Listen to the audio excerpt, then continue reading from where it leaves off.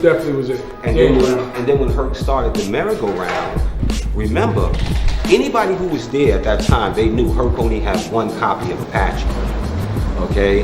And he used to mix it with Scorpio and then bring it back. And yeah, that worked out because, you know, it was a new thing, but in my mind, I always said, if he had another one of those Apache records, that would be better than mixing Apache with Scorpio. Yeah. So, as me and Timmy Tim, and I want to shout Timmy Tim out because that's my first protege in this game. Like when I got down with Herc and Cole, me and Timmy became real cool. Timmy kind of took me under his wing and we hung out and we became good friends.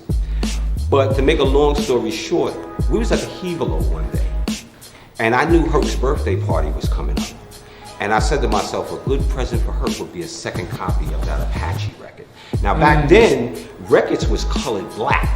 You didn't know what the record was because we didn't want you to know. Yeah.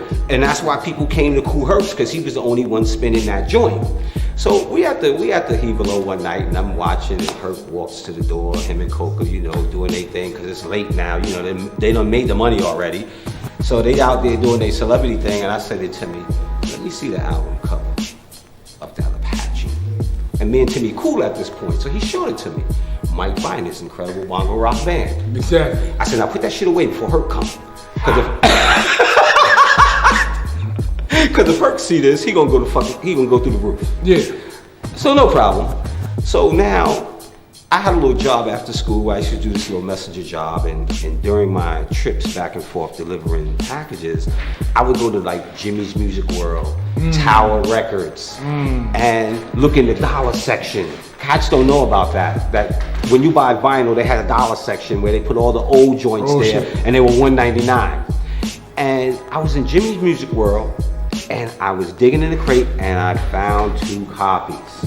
The last 2 copies of Mike Viner's incredible bongo rock band. You know, kind of like coached me on, but he saw potential. You know, raw potential at that time because there was no headphones back then. You just knew where the break was because the record was dark at that point. You know, and you played by ear.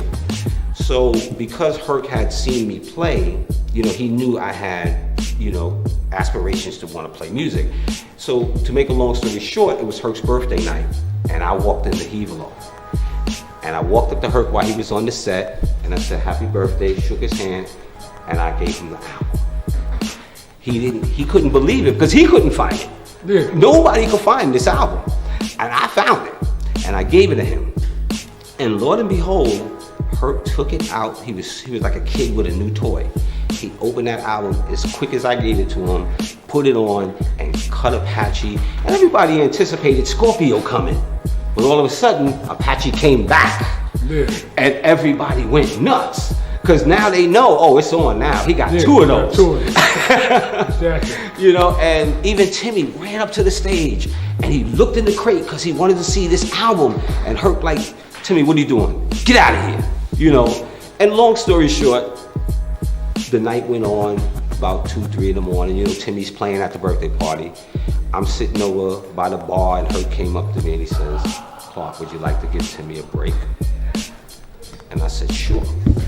And that was my introduction into DJing with her. Opposed to being a B-boy. That was my graduation from B-boy to DJ. And I never gave that spot up until JC came along, and he came at the right time because at that point I was already